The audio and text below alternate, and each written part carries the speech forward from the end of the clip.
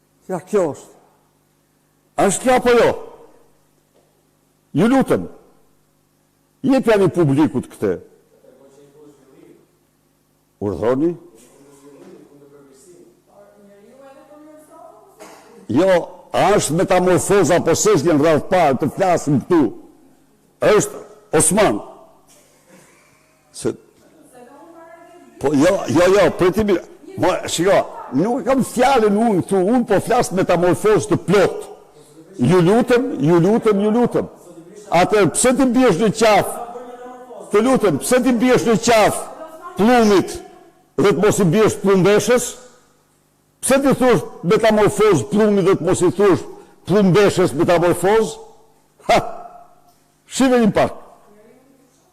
Ja pra, zonja Maloku, kush është metamorfozë e vërtet.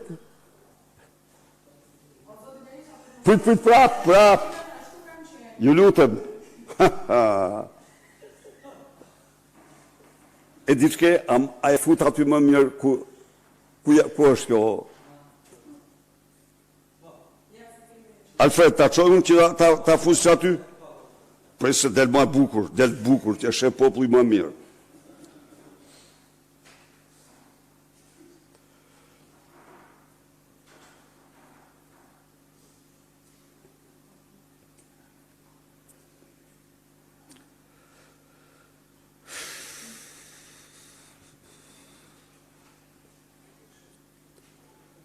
Prit. Një mail po tani, Alfred. Se ishte rasti kjo, se nuk doja ta e kisha rujt për tjetër, ku unë po funi. Ja, po me doli kjo tani, kush është? Alfred, e more, një mail. Tani, a mund ta kalosh pak këtu, apo duhet shkosh në zyrë që ta kalosh? Direkt, bravo. Tani do shifta, se e shef më mirë populli këtu.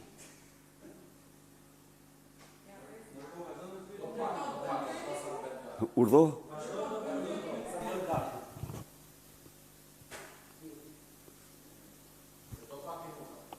Donë pak, Po, ja vlen të shpenzosh, se është ilustrimi më i përsosur i metamorfozës. Edhe harrojeni metamorfozën, ja, kjo është metamorfoza. Do sjell edhe metamorfozën e Lubis, po njëre kemi me këtë, se këto e në rivalitet tani, si cilat sulmoj më shumë Berishën, që të zëjnë në i pozicion. Do zënë të ato që meritojnë, do zënë.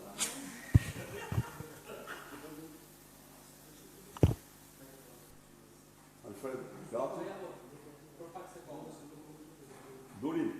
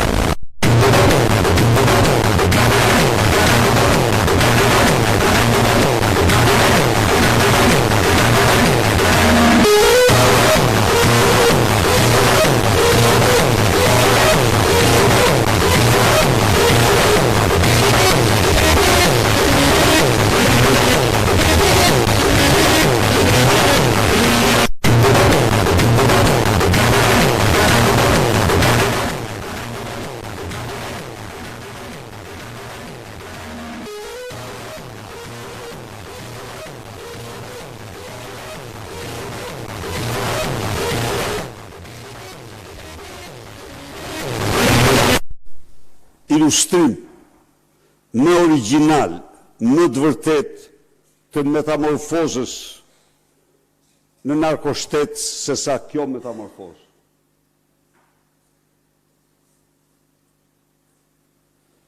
Edhe kjo është me dhe Çojani është përgjigja ime për fjalimin që ka mbajtur, me qenë se nuk isha, se doja të shfaqja në parlament.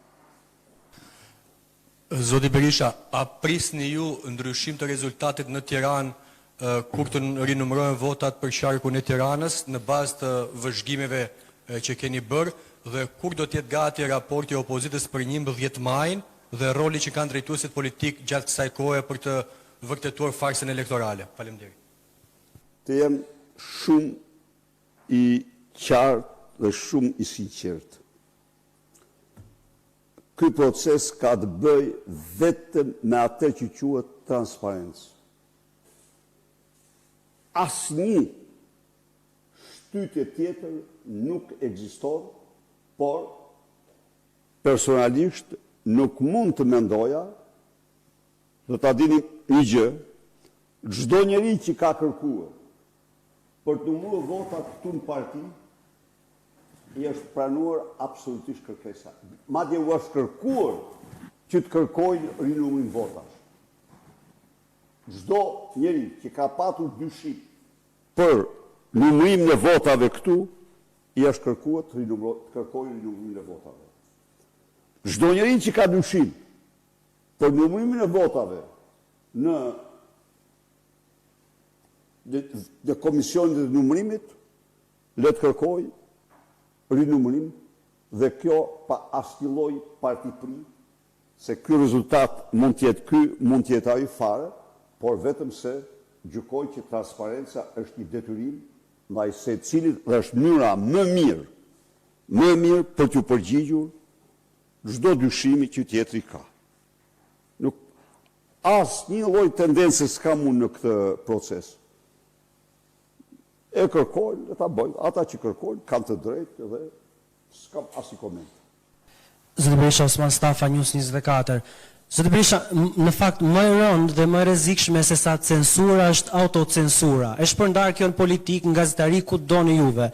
A jeni ju ndjeni, Zoti Berisha, se kandidat për deputet Partisë Demokratike në zgjedhjet e 11 majit shkonin në zgjedhje apo në fushat, takonin njerëzit me idenë se Rama do i fitoj zgjedhjet dhe se Sali Berisha nuk mundet do t'i fitoj, Sali Berisha i tanishëm.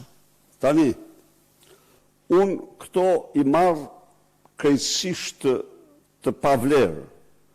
Sali Berisha udhëhoqi fushatën më të bukur të jetës tij.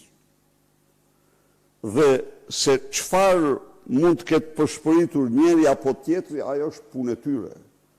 Por se cili prej kandidatëve ka patur si detyrë të bëjnë maksimumin që mund të bënte, ndonse Sali Berisha kishte deklaruar që me Edi Ramën nuk ka zgjedhje të lira. Dhe ata të cilët besojnë se Edi Rama mund të bëhet zgjedhje të lira ose se farsa elektorale mund të fitohet, ata nuk kanë ABC-n e procesit zgjedhor. Nuk njohin. Pyetja e dytë. Zoti Berisha, si ndiheni juve si politikan tashmë 35 viteve në Shqipëri, teksa kryeministri i vendit Edi Rama, që prej vitit 2013 nuk pra përveç 2013-s që ka pas një program, më pas nuk ka pas më program, por në çdo palë zgjedhje, edhe kur ishte Lulzim Basha, thoshte pas ti është Sali Berisha. Dhe ndërkohë edhe në 2021-shin, dhe në 2023-shin, dhe në 2025-ën, lajmotivi i tij apo programi i tij kryesor është Sali Berisha. Po. A është kjo, sepse kjo tek socialistët për ta përmbyllur dhe si pyetje, sondazhet e socialistëve dalin që tek socialistët Sali Berisha nuk fiton. Po, e vërteta është se tek Sali Berisha ata dështojnë, se siç është shefti, po i bëhet gjyqi farsë elektorale. Kjo do sjell, pa diskutim. Kjo do sjell mungesë e legjimitetit të qeverisë dalë prej saj. Dhe natyrisht, detyra e Sali Berisha është të faktojë shqiptarëve se janë përballur dhe s'është e para, janë disa. Por bashkë me shqiptarët dhe komunitetin ndërkombëtar, Sali Berisha ka një mision, të rikthejë votën e lirë. Ky mision i rikthimit të votës lirë është mision historik, është mision epik. Sot nuk ka shqiptar që i thot votës vot, që i thot liris liri, që nuk pranon farsën, se këtu ndodhi një farsë elektorale, dhe se me farsa nuk ka të ardhme, ka të shkur, farsat nuk i fiton opozita. Ndaj dhe ajo që po bëhet, besoj unë, po bëhet gjyqi i farsës. Natyrisht, në kushte të vështira. Pse? sepse mediat të cilat duhet jenë në krye të kësaj betejë janë të rjeshtuara në fushat e dizinformimit, pjesa dërmuese e tyre, në fushat e dizinformimit qytetarëve të mbrojtjes narkoshtetit, kur del tjetri në media dhe thot, si mund flitet për narkoshtet, në një kohë kur e gjithë bota flet për narkoshtet, në një kohë kur institucionet më serioze të krimit, a nuk erdhi para një jave, para 3 javësh një dërguar i Departamentit të Drejtësisë dhe thatë luftoni kartelet. Po çfarë është narkoshteti? Narkoshteti është shteti i karteleve. Ta s'kanë njohuritë më elementare në qoftë se nuk notojnë vetë në para droge. Pra, ç'është narkoshteti? Narkoshteti është kur ta ulan ballën e emërojnë bandat, ministri i Brendshëm. Kur drejtorin Matrix e emërojnë bandat. Kur vllau i ministrit të Brendshëm Fatmir Xhaus vazhdon trafiqet nga Vlora. Narkoshteti është kur thuja Olsi Rama një me bandën e Xibrakës, me kartelin e Xibrakës, dhe thot i shtesishtë, thot gjykatësi. Këtë e narkoshteti bërë nuk ka. Kështë narkoshteti. Narkoshteti janë, kush është për i verbet, kush janë të atë verbër, që thonë nuk shof narkoshtet, po kullat çfarë janë? A e dini që vetëm këtë vitin që kaloi, janë investuar, janë marrë nga taksa e ndërtimit 290 milion euro. Janë investuar 1 miliard e 770 milion euro në ndërtim në një vit. Çka do të thotë që në 5 vite shkon në 8 apo 9 miliard. 20% nga bankat, të gjitha nga në toka. A nuk është narkoshtet rënja e eurosh me 35%. Dhe mbyllja qindra mijëra supermarketeve, fason dhe supermarketeve të eksportit. Dhe këta u habitën kur unë fola për narkoshtet. Trup. Ndaj dhe nuk e kishë halë të narkoshteti, kishë halë të zgjedhjet këta. Se aty u bë gjykimi i zgjedhjeve. Tu e kishë një thallin. Zoti Berisha, ju dhe ditën e sotme deklaruat se jeni pro transparencës dhe pro rinumërimit të votave. Për pak ditë do të nisë rinumërimi si në qarkun e Tiranës, por edhe në Dibër. Nëse do të ketë në kutitë e votimit ka pas tjetërsim votash që me gjas janë bërë mes komisionerëve të Partisë Demokratike dhe të Partisë Socialiste, a jeni ju i gatshëm që për hir të transparencës përfaqësore deri në fund deklaratën tuaj të bëni nga partia edhe kallëzime penale për ata komisionerë që kanë tjetërsuar votën për X apo Y kandidat? Tani, për sa i përket kallëzimeve penale, të opozitës ato janë bërë një lloj pralle. Ato i fut të ushi të gjitha skapi i partisë, e dini. S'merret skapi me kallëzimet penale, ata janë vetë krimi elektoral. Altin Dumani është udhëheq krimi elektoral në skap bashkë me Edi Ramën. Por qëndrimet do mbahen, sigurisht do mbahen, do vlerësohen sipas rastit, se unë nuk mund të them, nuk ka diskutim që do mbahet çdo qëndrim ligjor që i përket me majt, që i takon një force që i përmbahet shtetit ligjor. A do shkojnë apo jo në skap, atë nuk mund të them se do vendosin ata që janë, kjo është bërë mbi bazën e kërkesave individuale të kandidatëve. Mundësisht metamorfozën, shkruaj supermetamorfoza, si për të quhet supermetamorfoza, shpërndaja u gjithë mediave. Urdhë? Po? Metamorfoza? Diçka të re sa i përket dosjes. Për votën? Do ketë pa tjetër. Do ketë pa tjetër. Ju thatë për shembull, thash ku i ke trenin bulgar. Unë do të asjell të trenin bulgar. Po, do asjell.